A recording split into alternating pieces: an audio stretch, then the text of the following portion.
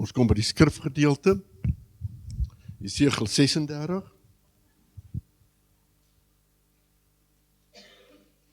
Lees uit die 2020 vertaling, Jesegiel 36, dis die, vir die wat dalk besoekers is, dis die skrifgedeelte wat ons lees, so as ware om die gedagte so lank te begin rig, dit is iets wat lekker inpas by wat kom, dit trek 'n ou se gedagtelyn so lank in. Die skrif het mos oor en weer kruisverwysings en praat en ondersteun. Hierdie is een van daai verse wat gedeeltes wat inpas by die skrifgedeelte van die dag. Jesegiel 36 vers 22. Daarom sê vir die huis van Israel, so sê my Heer, die Here, nie ter wille van julle doen ek dit nie, huis van Israel, maar slegs ter wille van my heilige naam, wat julle ontheilig het onder die nasies waarin julle gegaan het.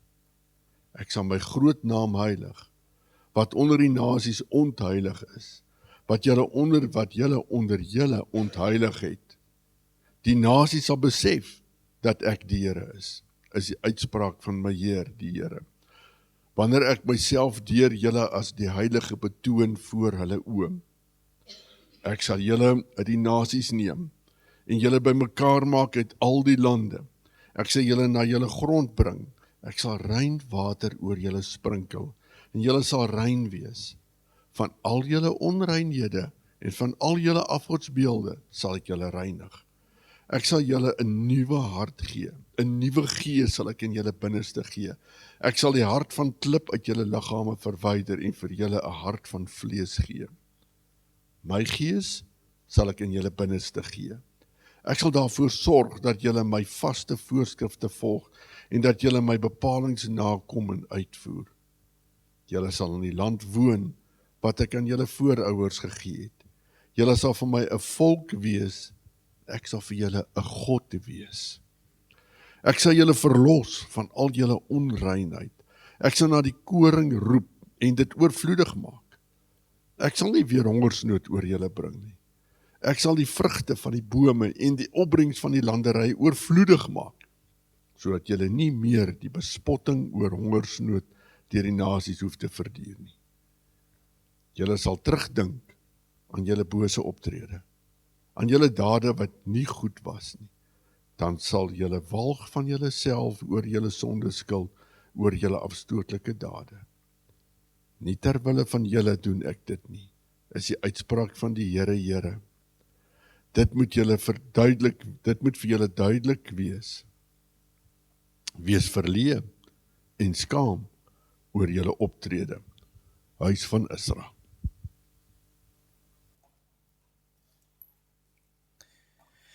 Twee Korintiërs hoofstuk 3. En die tema wat ek gekies het vir die eerste 6 verse vandag is 'n bediening wat God aanbeveel. In Engels, a ministry God commends. 'n bediening wat God aanbeveel. Kom ons draai na die Here in gebed. Ons Vader, ons bid dat U vanoggend vir ons kom ontmoet, want U woord sê, nader tot God en hy sal tot julle nader. Wanneer ons kom met gebroke harte en ons harte reinig en ons hande was, met skoon hande kom en sê deur die bloed van Jesus reinig ons. Here, dan sal U ons aanneem. U sal ons nie wegwys nie. Want almal wat die Vader aan U gee, Here Jesus, sal na U toe kom. En die een wat na U toe kom, sal U nooit verwerp nie. Ons vra dat U ons gebed verhoor. In Jesus naam. Amen. Ek's besig om 'n boek te lees vir die hoeveelste keer. En Graham het gister vir my gesê, hy lees ook die boek Pilgrim's Progress, deur John Bunyan. En ek het gisteraand het ek deel 1 klaar gemaak, jy is voor my. En so ek het deel 2 begin. En so in die boek, dan gaan hierdie man, Christen, hy hardloop weg, want iemand het na hom toe gekom, die ou se naam is evangelis. En hy het vir Christen gesê, jy moet vlug vir jou lewe, want hierdie stad gaan verwoes word. Die stad se naam is ook die stad van verwoesting. En dan hardloop hy weg en hy gaan na 'n lig toe en hy volg die lig en hy kom by 'n klein hekkie, die smal poort, die nou weg en dan stap hy op hierdie pad. En uiteindelik dan, sodra hy deur die klein hekkie gekom het, dan sê die man vir hom, gaan na 'n huis toe, dis meneer Interpreter se huis, Mr. Interpreter. Die een wat vir jou dinge gaan uitlê, dis die Heilige Gees. En hy gaan jou in hierdie huis verskillende dinge wys. En hy kom toe in, en die eerste ding wat meneer Interpreter vir hom wys, is 'n skildery.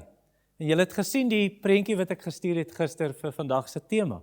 Dis 'n man wat so staan met 'n rugsak en 'n staf, en hy kyk na 'n skildery. Dit kom uit daai boek uit. Ek het dit sommer op ChatGPT ingesit. Sit vir my hierdie uit Pilgrim's Progress. En so dan sit die skildery, en dan in die skildery is 'n man, en hy hou die beste boek in die wêreld vas, en sy oë kyk op na die hemel, en agter hom is die wêreld's agter sy rug, en die woord van waarheid is op sy lippe, en daar's 'n kroon bo sy kop. Nie op sy kop nie, maar bo sy kop. En dis die prentjie van 'n ideale herder, 'n ideale prediker, wat vir jou die waarheid gaan bring, hy sy rug op die wêreld gedraai, sy oë kyk na die Here, jy weet, en so aan en so voorts. Nou wat Paulus hier doen in hierdie teks vandag, is hy skilder nog so 'n paar goedjies in hierdie portret. Hy sit vir ons nog 'n paar kenmerke van 'n bediening wat God aanbeveel, waarvan God sou sê, ek glimlag oor daai bediening.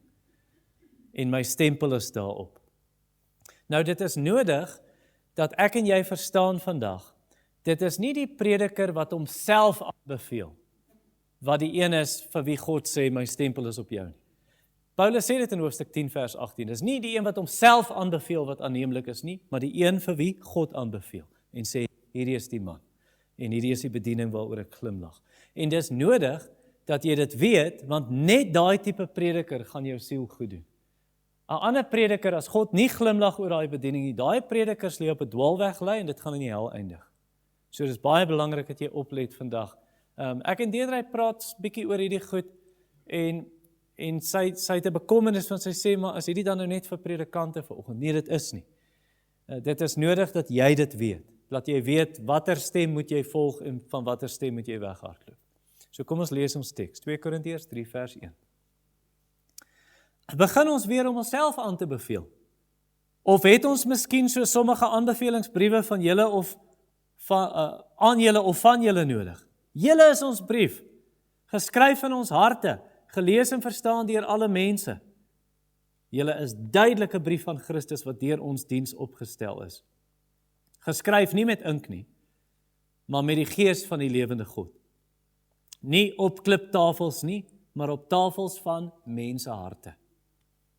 So vertrou op God het ons deur Christus. Nie dat ons uit onsself bekwam is om te reken dat iets uit onsself kom nie. Nee, ons bekwaamheid kom van God. Hy het ons bekwaam gemaak om bedienaars van 'n nuwe verbond te wees. Nie van die letter nie, maar van die gees. Want die letter maak dood, maar die gees maak lewend. So 'n bediening wat God aanbeveel, hoe lyk dit? Eerstens, mense se lewens verander. En dis in vers 1 tot 3. Ek het 'n storie gelees. Eintlik het ek gekyk, waar kom daai spreekwoord vandaan? Jakkals prys sy eie stert. Dit beteken mos jy praat nou groot oor van jouself. So dit kom van Aesop's Fables, Aesopus se fabels. Dit is so 500 jaar voor Jesus gebore is. Toe het hierdie man 'n boek geskryf, en een van die stories is van 'n jakkals. En hierdie jakkals is op 'n dag, toe hy gevang, en sy stert hy's gevang in 'n slaguister aan sy stert, en hy kan nie loskom nie, en toe skeer hy sy eie stert af, om weg te kom, laat die jagters hom nie vang nie. En toe het hy nie 'n stert nie, en toe hy kry verskriklik skaam. En toe dink hy, maar, hoe gaan ek nou voor die ander jakkalse staan, hulle gaan vir my lag, ek het 'n stompie. En toe het hy 'n plan, net soos jakkalse is slinks en slim. En toe sê hierdie jakkals, ek weet wat ek gaan doen. Toe roep hy al die jakkalse in die woud bymekaar. Toe sê hy, julle, ek het 'n aankondiging om te maak. 'n Jakkals sonder 'n stert is beter as 'n jakkals met 'n stert. Want sterte kom net in die pad. As jy weghardloop vir honde wat jou jag, en dan sit jy dalk vas in 'n bos, en dan kan die hond jou aan jou stert gryp. En jy kan in 'n slagyster beland. En aan jou stert, want jou stert is groot en wollerig. En omdat jou stert wollerig is, kan jy nie so vinnig hardloop nie, want daar is windweerstand. En toe sê die een jakkals, wag 'n bietjie, draai om vir ons. En toe draai hy om en toe het hy so stompie. En toe lag al die jakkalse vir hom en sê, jy wil net hê, ons moet nie sterte hê nie, dis hoekom jy hierdie storie vir ons vertel. En toe prys al die jakkalse hulle eie sterte. Nou dis presies wat die vals leraars gesê het, Paulus doen. Jy prys jou eie stert, Paulus, jy wil jouself aanbeveel en vir almal sê hoe goed jy is, en vir die Korintiërs. En dis hoekom vers 1 sê, van hoofstuk 3, begin ons weer om onsself aan te beveel. So asof die vals leraars klaar in die kerk ingekom het, vir die Korintiërs gesê het, moenie vir Paulus luister nie. Hy is fake, jy kan nie hom vertrou nie, hy prys net sy eie stert, hy beveel homself aan. En dit na gelang van, of na aanleiding van hoofstuk 2 se einde, want in hoofstuk 2 vers 17 het hy gesê, net die vorige versie, ons is nie soos baie ander wat smous met die woord van God nie, maar ons praat in opregtheid asof vanuit God, voor God en dit in Christus. So nou sê hulle, ja Paulus, jy sê net, ons smous nie die Bybel nie, ons water dit nie af nie, eintlik probeer jy jouself prys en ons sleg maak. En dis mos nie mooi nie. Dis mos nie mooi om jou eie ster te prys nie. As jy heuning gevind het, moet jy mos nie te veel eet nie. Jy gaan siek raak. Dis nie mooi goed om te veel heuning te eet nie, en is nie goed om jouself te prys nie, sê Spreuke. Laat iemand anders eerder mooi praat van jou. Moenie van jouself gaan groot praat nie. Ek het by 'n konferensie gepreek eenmal, en toe vra hulle vir my voor die tyd, al die sprekers, jy moes so 'n kort biografie van jouself stuur. So jy moet net kortliks sê wie jy is, waar jy vandaan kom, en iets oor jouself. En toe stuur ek myne in, en toe bel die persoon my. Nou ek moet dit krediet gee vir die mense, hulle is goeie ouens, hulle is lief vir die Here, lief vir sy woord, maar ek het nie gehou van wat die ou my gevra het nie. Toe sê hy vir my, nee, maar wil jy nie sê waar jy studeer, en jy weet, jy moet nou sê wat 'n grade jy het, en waar jy studeer, en toe sê ek, luister, ek wil nie dit doen nie. Want Jesus het gesê, jy moenie rondloop, en daar die Fariseërs hou daarvan, almal sê, môre rabbi, as hulle vir die rabbi in die mall sien, op 'n Vrydag, voor Shabbat. En so, jy moenie titels soek nie, en jy moenie sê, ek is so belangrik, en ek is so geleerd nie. Ek hou nie van hierdie celebrity cultus nie. Ons het almal ons gunsteling predikers, en party van julle hou van goeie outeurs, en ek hou van goeie outeurs, en ons het dooie ouens en lewende ouens, en op YouTube luister ons ouens, maar daar's hierdie hele celebrity cultus, oor John MacArthur, en ek hou van John MacArthur, en Paul Washer, en is goed, ons kan hulle aanhaal en so, maar hulle is nie Jesus nie. En dis asof mense hierdie ouens begin aanbid.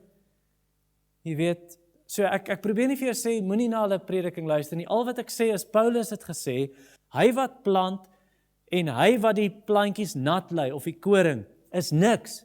Dis die een wat dit laat groei wat iets is, en dis God. Paulus het geplant, Apollos het nat gelei, maar net God laat groei. So dis net hom, aan wie ons lof en eer moet gee, nie aan mense nie. Paulus sê, ons is net slawe, man.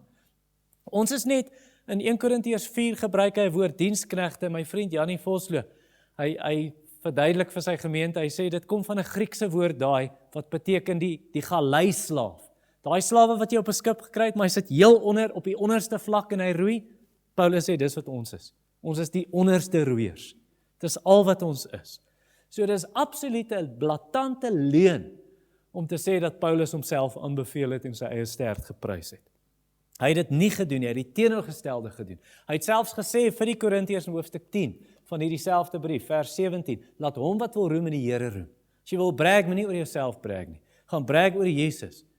En die Here het vir Paulus, om seker te maak daarvan, hy het vir Paulus 'n probleem in sy lewe gegee. Paulus noem dit sy doring in die vlees. Dat Paulus sê, om te keer dat ek hoogmoedig raak, is daar my 'n doring in die vlees gegee, hoofstuk 12 vers 7. Nou ek weet nie presies wat dit was nie. Al wat ek weet, wat ons wel kan sê van Paulus, is Paulus het nooit vergeet wie hy was nie. Hy het nooit vergeet, ek het Christene doodgemaak. Ek het Christene vervolg, ek het Jesus gehaat, daar het hom sy lewe lank bygebly.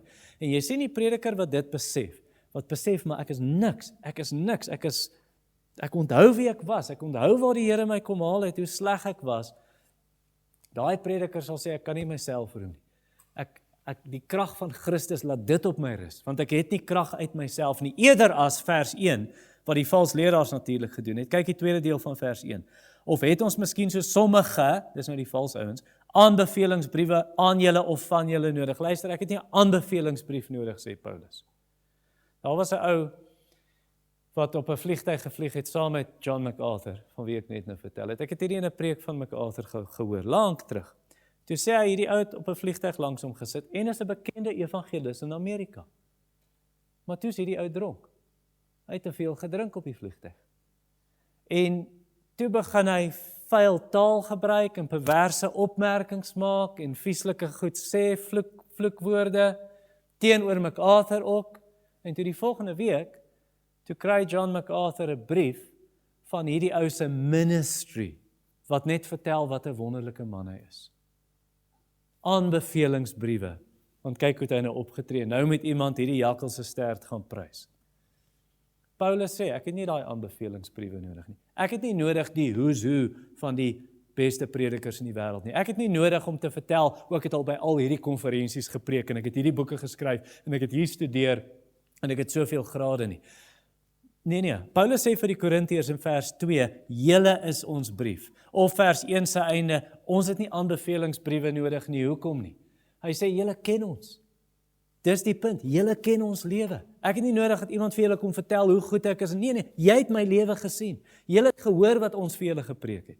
In hoofstuk 5 byvoorbeeld, in vers 11, net die tweede helfte van vers 11, 11b. Maar by God is ons deeglik bekend en ek hoop ook om in julle gewete so bekend te wees. Hoofstuk 1 vers 12. Paulus sê ons roem is juist dit, die getuienis van ons gewete dat ons in die wêreld en veral teenoor julle opgetree het in opregtheid en met eerlikheid wat van God kom. Daar sê Paulus, julle ken ons lewe. Ek het nie 'n brief nodig nie. Julle weet wie ons is. En verder vers 2, julle is ons brief geskryf deur Christus. Julle. Ons kan rondgaan en sê, die Korintiërs, ons preek die ware evangelie, kyk hoe hulle lewens verander. Nou as jy nou 'n slegte plek wil ken, dan moet jy die Korintiërs ken. Daai stad, Korinte. Daar's 'n woord in Engels, Corinthianize. Dit beteken om seksueel losbandig te wees. So die Korintiërs het 'n reputasie gehad van losbandigheid. En so kyk hoe die Here hulle kom verander. Hy sê in hoofstuk 6 van 1 Korintiërs 6, dan beskryf hy hoe hulle homoseksueles was, hulle was dronkaards, hulle was gierigaards, hulle het geld gejaag, materialisme, hulle het egbreek gepleeg, hulle was leenaars, hulle was diewe, hulle was swendelaars, hulle kom in jou en vertel jou, eintlik hulle bel jou en sê, ek is van FNB, ek sien nou ietsie op jou rekening, kan jy nou geld gee net vir my die OTP en dan steel hulle jou geld uit jou rekening uit. Dis wat die Korintiërs was.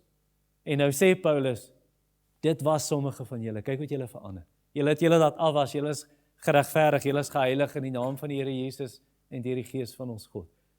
So die feit dat die Korintiërs so verander het, oral het mense dit geweet, dit was nie 'n konfidensiële brief, classified, niemand mag weet, die Korintiërs het verander, hulle is undercover Christene. Nee, dis oop en bloot vir almal hoe hulle lewens verander het. Hierdie is 'n oop brief, hulle lewens.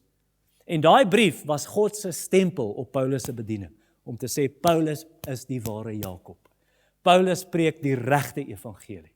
Anders hoe het die mense verander, as Paulus 'n valse evangelie verkondig. Kyk weer vers 2. Julle is ons brief, geskryf in ons harte, gelees en verstaan deur alle mense. Dis baie duidelik. Hoe anders het hulle verander? Hoe anders het die Tessalonisense verander in Noord-Griekeland? Want hulle het afgode gedien. Paulus sê, dis oral bekend. Julle het gedraai van afgode na die lewende God. Almal kan sien, dit wat Paulus preek is die waarheid. Paulus self, hy het verander. Hy was 'n moordenaar van Christene. En hy verander soos dag en nag, handomkeer. Dit moet ons wys, die evangelie wat Paulus glo en dit wat hy preek is die regte evangelie. Of 'n man wat ek ken, ek en die ou gesels redelik gereeld, maar die naweek wat nou verby is, toe kuier ek in Parys, by my vriend Jannie, daar in die Vrystaat. En Jannie sê vir my, ons praat hier nou oor die ou, En Jannie sê, het jy daai ou se getuienis gehoor? Ek sê, nee. Hy sê, daai ou. Want Jannie was met vakansie, toe stop hulle daar in kuier bietjie. Hy sê, daai ou se getuienis is fantasties. Hy was die grootste rasis onder die son. En hy het wapens bymekaar gemaak. Toe trek hy af na 'n sekere dorp toe. Met die uitsluitlike doel om 'n klomp mense bymekaar te kry om dood te maak. En toe kom red die Here daai ou en nou het hy 3 swart kindertjies aangeneem. En hy's nou 'n prediker van die evangelie. Dit moet die ware evangelie wees. Niks en niemand anders kan iemand so omdraai nie en so transformeer nie. Dit moet die egte evangelie wees. Nou kan jy dieselfde sê, kan jy eerlik sê, ek is 'n nuwe skepsel in Christus. Die ou dinge het verbygegaan. Alles het nuut geword. Ek is 'n nuwe mens, my lewe het verander. Kan jy dit sê? En ek bedoel nie ons sê ons is perfek nie. Ek sal saam met John Newton sê, dit word aan hom toegeskryf, ons weet nie eintlik wie hierdie gesê het nie. Though I am not what I ought to be, nor what I wish to be, nor what I hope to be, I can truly say I am not what I once was. Beveel jou huwelik en jou gesinslewe en jou verhoudings en jou werk en die manier hoe jy ry op die pad en jou humor en dit wat jy jouself mee vermaak en jou taalgebruik, beveel dit Jesus aan by die wêreld. Are you recommending Christ through the way you live? Of is jou lewe sleg? Want jy sê Christen, maar jy leef duiwel. En dit sit mense af, en hulle wil nie iets van Jesus weet nie. Want jy sê jy leef Jesus, of jy volg Jesus, maar jy leef nie soos 'n kind van die Here nie. Hoe jy leef, en hoe ek leef, is baie belangrik. Dit is baie belangrik hoe ons leef, want die wêreld gaan nie die Bybel lees nie, hulle gaan jou lees. En dis wat vers 3 sê, julle is duidelik 'n brief van Christus, wat deur ons diens opgestel is. Jy sien, 'n goeie Christen, iemand wat regtig Jesus volg, is 'n wandelende Bybel.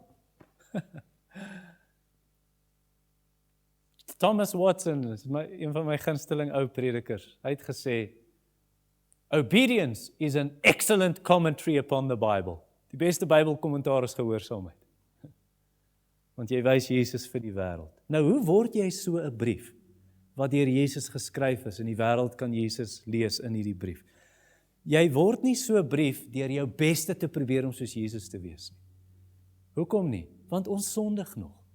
Daar's blapse en blertse, die ink het so blerts gemaak, en nou kan die wêreld nie mooi lees nie, want ons doen sonde. So, dit gaan nooit 'n mooi brief wees deur ons moet net harder probeer, wees meer soos Jesus, volg Jesus meer, dit gaan nie werk nie. Jesus self moet die brief kom skryf. En dis wat vers 3 sê, julle is duidelik 'n brief van Christus. Hy het die brief geskryf, hy skryf dit met sy mooi handskrif, hy maak nie blertse nie. Hy skryf dit met sy handskrif, en dan begin die wêreld Jesus sien, in jou lewe. Hoe skryf hy daai brief? Hy skryf dit nie met ink nie, hy vat nie ink nie, want ink vervaag. Jy weet, ek maak notas in my Bybel,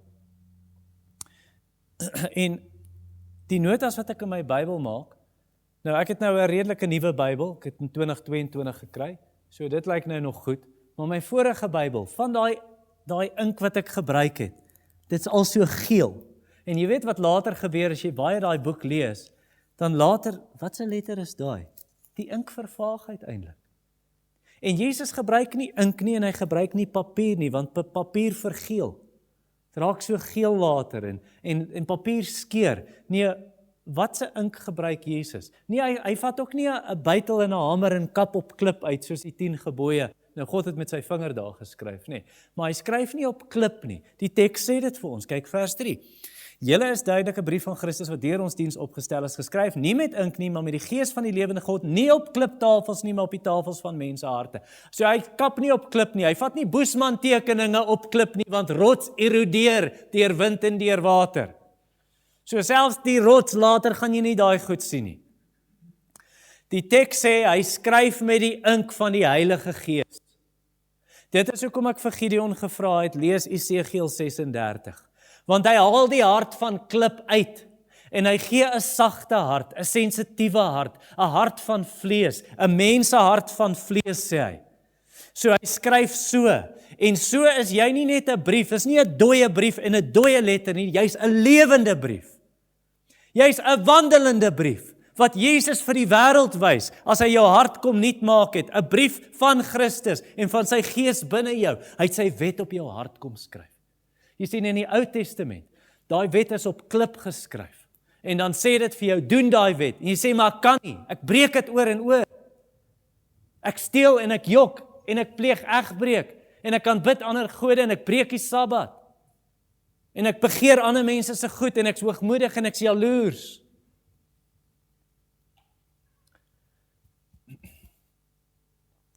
Hy kom al daai hart van klip uit, sit 'n hart van vlees in, en hy skryf die wet op jou hart, en die Gees woon binne in jou. En nou kan jy God lief hê, en jy wil God lief hê, en jy wil hom gehoorsaam, en jy's in staat deur die Gees. Dis wat Hebreërs 8 sê, die wet is op die hart geskryf. Romeine 8 sê dit ook, vers 4, die Gees lei jou nou in lyn met daai wet. Voorheen was dit net, doen dit, moenie dit doen nie, en ek kan nie, en ek breek dit, en die straf gaan oor my kom, en ek gaan sterf. Nee, nou is dit nie meer, doen dit nie, nou is dit, ek wil dit doen. Ek het Jesus lief, ek wil hierdie doen. En sy Gees bekwaam my om dit te doen. Hy gee jou krag. En so die bediening wat God aanbeveel, daai bediening waar God sê, ek beveel dit aan, I commend this, I recommend this, is nie die een wat Sondag na Sondag vir jou die wet lees. Nou ek sê nie ons mag nie die wet lees nie, natuurlik. Ek gaan nou 'n bietjie hierop uitbrei, maar dis nie daai een wat sê, hier is die wet, moenie dit doen nie, doen dit, wees meer heilig, hou op onheilig wees, soos daai billboard, daai advertensiebord op die R21, be kind, be kind, stop being unkind, begin dit meer doen en dat meer doen. Kan ek jou vra as ons dit vir mekaar moet sê, as ek elke Sondag net vir jou sê, wees meer heilig, hou op onheilig wees, hou op steel, begin, as ek dit elke week vir jou sê, kan ek jou vra en jy kan my terugvra, hoe heilig was jy hierdie week?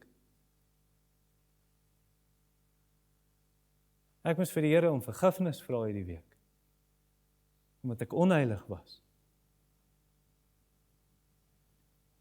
En die wet maak ons almal se monde stil, en sê, jy is nie heilig nie, en ek is nie heilig nie. God soek nie daai bediening.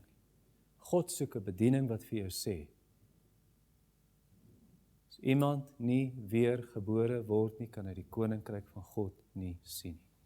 God soek 'n bediening wat kom en sê, jy moet doen wat onmoontlik is om te doen.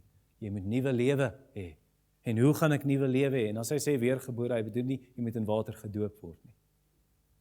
Daai wedergeboorte is 'n geestelike geboorte. Dis iets wat van binne af plaasvind. Dit is in ons teks vers 3. Julle is duidelik 'n brief van Christus wat deur ons diens opgestel is, geskryf nie met ink nie, maar met die Gees van die lewende God. Nie op kliptafels nie, maar tafels van mense harte. Dis die bediening wat God aanbeveel. Preek, you must be born again. En God kom skep daai lewe. So kan ek jou vanoggend vra, ken jy daai wedergeboorte in jou siel? Kan jy regtig sê, ek is weergebore? Goed, so dis eerstens 'n bediening wat God aanbeveel as mense se lewens verander. Dis 'n kenmerk daarvan. Die tweede kenmerk is, God self rus daai persoon toe, wat daai bediening moet lewer, soos Paulus nou. En dis in vers 4 tot 6. Nou die wêreld sê vir ons, you can be anything you want to be. You just need to set your mind to it. Anything you set your mind to, you can do. Dis presies wat die valsleraars gesê het. Ons is hierdie predikers. Ons stap in hierdie gemeente, die Korintiërs in. En ons het hierdie grade, en ons het hierdie welsprekendheid. En Paulus, wat is hy, wie is hy? Kyk na Paulus, hoofstuk 11 vers 6. Hy kan nie eers mooi praat voor mense nie. Hoofstuk 10 vers 10. Paulus is nie 'n goeie spreker nie. Paulus is vervelig, man. Jy sit in slaap as hy preek. Wie kan na Paulus luister? En hy's nie eens mooi om na te kyk nie. Hy's nie regtig 'n oil painting nie, soos my ouma gesê het. My ouma het dit nie gesê nie.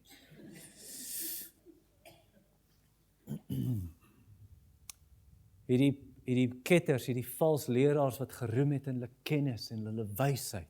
Paulus sê dit in 1 Korintiërs al, hoofstuk 2 vers 1, ons het nie gekom met woorde van menslike wysheid nie, met menslike kennis nie. Dis nie hoe ons kom nie. Nou iemand sê, goed, dis wat die vals leraars sê, ons is nou so belangrik en so spesiaal en ons kan so goed praat en alles, maar kan 'n ou wat baie mooi kan praat voor mense, kan hy 'n dooie mens laat lewe? Jy kan nie met welsprekendheid of menslike wysheid 'n dooie laat leef nie. So wat beteken al jou mooi woorde dan? Spurgeon het gesê, let flowery speeches, we don't care for flowery speeches, let it be flung to the dogs. Dis geen nie om hoe mooi jy kan praat nie. Nou iemand sal sê, ja, maar wat van George Whitefield? Jy sien, want jy sê nou, jou mooi woorde en natuurlike talent beteken niks. George Whitefield het natuurlike talent gehad. George Whitefield was seker die grootste prediker naast die apostels. So in die 1700s in Engeland het Whitefield gepreek en buiten vir die feit dat hy tot bekering gekom het, voor sy bekering. George Whitefield kon so goed praat voor mense, toe hy nou gered is en uiteindelik 'n prediker word. Toe Benjamin Franklin, ons het nou verlede week 'n fliek van George Whitefield gekyk. Dit is baie goeie fliek, A Great Awakening. Jy sal dit nie op YouTube kry nie, is 'n splinternuwe film 2026. Dis fantasties. Ek het baie daarvan gehou. Maar in die film is daar 'n deeltjie en ek het toe gister in die biografie gaan kyk of Vrydag. In die biografie, dit staan so in sy lewensverhaal. Benjamin Franklin, daai staatsman in Amerika. Benjamin Franklin en Whitefield was vriende. Benjamin Franklin, hy het gehoor van Whitefield en toe hy hom die eerste keer hoor preek, hy dog dis nonsens man, hierdie ou kan nie so praat soos hulle sê nie. Dat hy berekeninge gemaak het. 30,000 mense kon George Whitefield hoor wanneer hy preek. Ja, so sterk was sy stem. Dis voor luidsprekers. Hy het nie met 'n megafoon gestaan nie. Net hoe soos in Engels 'n booming voice hoe Whitefield kon praat. Dis fantasties. Hy was van nature, het hy daai stem gehad. Van nature was hy 'n dramaturg. Hy kon so praat en so welsprekend dat toe hy gepreek het, Jonathan Edwards se vrou Sarah het gesê, sy het gepraat van 'n sekere akteur David Garrick en sy haal hom aan en sê as Mr. Garrick said, George Whitefield could draw tears from a crowd by simply saying the word, oh, of Mesopotamia. Net hoe fantasties Whitefield kon praat. Sy sê dit was ongelooflik. Sy kon dit nie glo nie. Hoe hy die gehoor gehad het. They were spellbound. Dit verduidelik nie George Whitefield se sukses nie, daai natuurlike talente. Want selfs daai natuurlike talente kom van God af. Wat het jy nie wat jy nie ontvang het nie? En waarom roem jy asof jy dit nie ontvang het nie? Maar selfs daai talente, dit verduidelik nie die sukses nie. Wat verduidelik die sukses? Die feit dat Whitefield vir 30 jaar 1000 keer per jaar kon preek. Ek dink ek preek omtrent 80 keer 'n jaar. 1000 keer 'n jaar. Vir 30 jaar. Dat Amerika se bevolking 85% van Amerika se bevolking het vir Whitefield hoor preek. En hy het nie eens in Amerika gebly nie, hy was van Engeland. Hy het 7 keer oorgegaan. Sonder TV, sonder radio. En die herlewing wat aangehou het vir 30 jaar onder sy prediking. Wat was die geheim? Vers 3. 'n brief van Christus. Christus het daai briewe geskryf, van daai bekerings. Nie met ink nie, maar met die gees van die lewende God. Vers 4, so 'n vertroue op God het ons deur Christus. Dit is Christus wat dit gedoen het, wat julle lewens so verander het onder hierdie prediking. Nie dat ons uit onsself bekwaam is om te reken dat iets uit onsself kom nie. Nee, ons bekwaamheid kom van God. Hy het ons bekwaam gemaak om bedienaars van 'n nuwe verbond te wees. Die geheim lê in Christus en sy gees en sy woord. Want die woord van die kruis is die krag van God. Dis hoekom Paulus niks wou weet onder die Korintiërs as Christus en hom as die gekruisigde. Dis die geheim. Jesus het ons geleer. Hy is die wynstok, ons is die lote, wie in hom bly en ons in hom dra veel vrug, want sonder my kan julle niks doen nie. Hier is 'n vallei en jy staan op die rand, op die bergtop en jy kyk af in die vallei. Wat's in die vallei? Klomp geraamtes. Kan daai geraamtes lewe? Toe sê die Here vir Esegiel, preek vir daai bene. preek vir daai geraamtes. Toe preek hy vir daai dooies. En skielik is daar 'n geritsel en 'n geruis. En al daai geraamtes, elke been kom by sy maatjie uit. En is aan mekaar en skielik kom haar spiere en senuwees. En skielik kom haar vel en die ingewande voor die vel. En skielik kom haar vel en daar's hare. En hulle lê daar dood. En toe sê die Here, preek vir die Gees, profeteer. Toe profeteer hy, toe kom die Gees. En daar staan 'n magtige weermag op. Dis onmoontlik, geen prediker kan dit doen nie. Dit moet die Gees van God en die woord van God wees wat dit doen. So in wie roem jy? In wie roem ek? In ons gunsteling meneer prediker op YouTube. Ek roem in my gunsteling dominee, nee, laat hom wat wil roem in die Here roem. Paulus self sê in 1 Korintiërs, al moenie mense roem nie. Moenie roem in Apollos of Petrus en Paulus nie, ons is niks. Roem in Christus. Jy sien uit homself, die beste prediker op aarde is 'n ronde 0. Vers 5. Nie dat ons uit onsself bekwaam is om te reken dat iets uit onsself kom nie. Nee, ons bekwaamheid kom van God. En buitendien, watter tipe mense roep die Here? Ek het Paul Washer hoor sê, hy het vir 'n klomp teologiese studente gepreek. Hy sê, moenie in jouself roem nie. Weet jy hoekom is jy hier? Weet jy hoekom is jy hier? Hoekom gaan jy 'n prediker van die evangelie wees? Want die Here kon nie iemand slegter kry as jy nie. Want hy kies die swakstes. Ja, hy kies die swakstes. Man, hy stap op die strand en hy roep 'n klomp vissermanne. Hulle is onopgevoed. Hulle het nie grade nie, hulle is nie geleerd nie, hulle is niks, hulle is niemand. Hy stap verby 'n tolhuis en hy roep 'n tollenaar en sê, ja, jy wat mense se geld steel, kom, ek roep jou. En hy red hom en hy roep hom. En hy kom en hy stop 'n man en hy slaan hom van sy perd af op die pad. Ja, daai man wat vir Jesus vervolg en Christene doodmaak, ek gaan jou kies.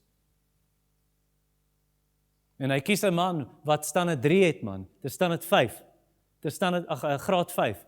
Dis graad 5, 'n ou wat op 11 jaar klaargemaak het met skool. En daai man word een van die grootste evangeliste in Amerika se geskiedenis, D.L. Moody. Die Here kies die swakkes. Hoekom doen hy dit so? Wie kan vir my sê? Hoekom kies hy die swakkes? Sodat hulle nie in hulle self kan roem en sê, omdat ek iets is nie.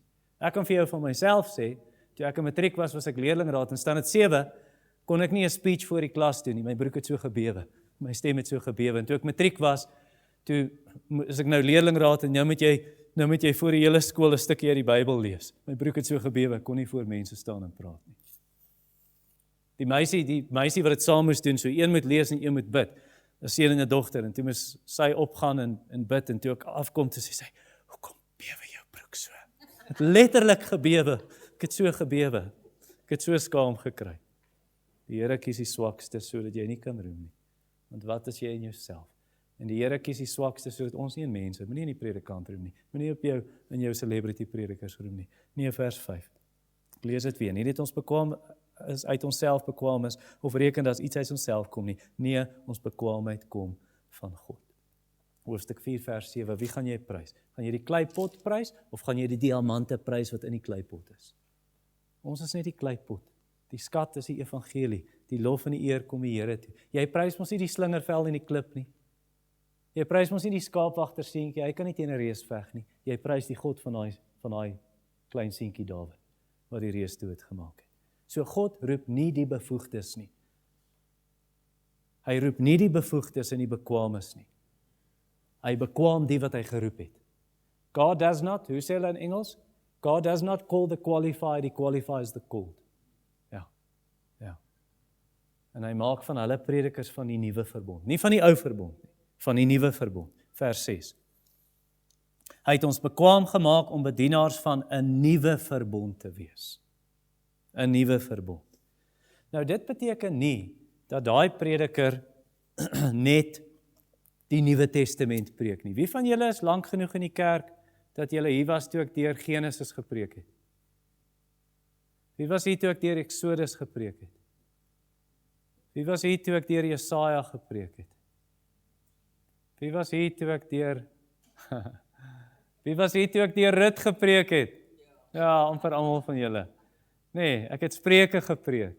En so wanneer hy sê ons is predikers of a new covenant, bedienaars van 'n nuwe verbond, 'n nuwe testament, beteken nie ons preek net uit die Nuwe Testament nie. Want dis die beskuldiging wat iemand gemaak het, ja, die baptiste beweging, hulle glo nie in die Ou Testament nie.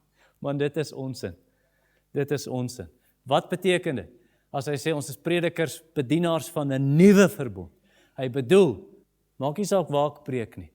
Ek preek vanuit daai lig, in die lig van 'n Nuwe Testament wat Jesus kom bring het. Ek bedien met daai lig wat skyn. Nou wat beteken dit? Dit beteken, as jy die ou verbond gaan preek, die ou verbond gaan sê, hou op dit doen, begin dit doen, moenie meer dit doen nie. As jy die ou verbond gaan preek, dis 'n bediening, dit gaan lei tot die dood. Dit gaan lei tot die dood. Kyk wat sê hy in vers 6. Hy het ons bekwaam gemaak om bedienaars van 'n nuwe verbond te wees, nie van die letter nie, maar van die gees, want die letter maak dood. Maar die gees maak lewend. Hy praat van daai letter van die wet, wat vir jou sê, hou op steel, hou op egbreek pleeg, hou op jou naaste se goed begeer, hou op die Here se naam vloek en uitelik gebruik, hou op dit, begin dit, eer jou vader en jou moeder, en as jy dit nie doen nie, sterf jy. Daai sal jou doodmaak. Paulus sê in Romeine hoofstuk 7, dan sê hy, ek het lekker gelewe, en ek was lewendig, tot die wet gekom en gesê, jy mag nie begeer nie. Toe maak hy wet my dood. So die einste wet wat gesê het, as jy hierdie wet doen, sal jy lewe. Ek kon dit nie doen nie, want daar is sonde in die hart, en ek het oor en oor daai wet gebreek. Daai wet het die dood gebring. Dit het my dood gemaak. In Galasiërs 3 sê, as jy nie alles doen wat in die wetboek geskrywe staan nie, is jy onder 'n vloek. So daai wet is soos, ook in daai boek, The Pilgrim's Progress, dan stap Christen, toe hy nou weghardloop, nog voor hy by die klein hekkie kom, toe kom daar meneer wêreldwysheid. En toe sê hy, nee, wil jy van daai sondelas ontslaa raak? Nee, gaan nie daar's baie gevare op daai pad wat evangelis gesê het. Nee, hierso, gaan berg Sinaï toe. 10 gebooie, Mr. Legality en by Civility, hulle sal jou help. Die wet sal jou help. En toe hy by berg Sinaï kom, toe lyk dit of die berg op sy kop wil val, en as blitse en donderweer en rook en vuur, en hy so bang. Want die wet, jy gaan nooit gered word deur die wet nie. Die wet gaan sê, moenie dit nie, moenie dat nie, doen nie die wet nie, jy sal lewe, daai wet sal jou doodmaak. Sal jou doodmaak, want die hart is vrot, en die wet kan nie die hart niet maak nie. Kan ek dit so vir jou sê? Die spieël gaan vir jou wys hoe lelik en vuil jou gesig is. Maar jy kan nie daai spieël dan afval in jou gesig was met die spieël nie. Dis die wet. Die wet is nie die spieël wat wys hoe vuil jy is, maar dit gaan nie jou gesig skoon maak nie. Dit gaan nie die hart skoon maak nie. Ons is predikers nie van die ou verbond nie. Ons is predikers van 'n nuwe verbond. Ons is bedienaars van 'n nuwe verbond. Wat beteken dit? Regte, egte nuwe verbond prediking. Beloof nie net, jy sal lewe nie. Maar dit gee die lewe wat dit beloof. En dis terug by vers 3, wat hy sê, julle is daai brief van Christus, geskryf nie met ink nie, maar met die gees van die gees van die lewende God. Nie op kliptafels nie op klip geskryf nie, maar op vleeslike harte. Jy sien, hierdie egte nuwe verbond preke, sê nie net vir jou, jy moet ophou dit doen en begin dat doen nie. Nuwe verbond prediking, nuwe verbond bediening sê, jy moet weer gebore word. En dan kom die gees en die woord. And it affects what it promises. Dit bring daai nuwe lewe. As die evangelie verkondig word en die gees kom werk. Jy sien, hierdie is nie 'n dooie woord wat ons verkondig nie. Dis lewend, kragtig, skerper as enige swaard met 2 snykante. Ons is wedergebore deur die lewende woord van God. Deur hierdie evangelie. So 'n nuwe verbond prediker. Hy gebruik die wet reg.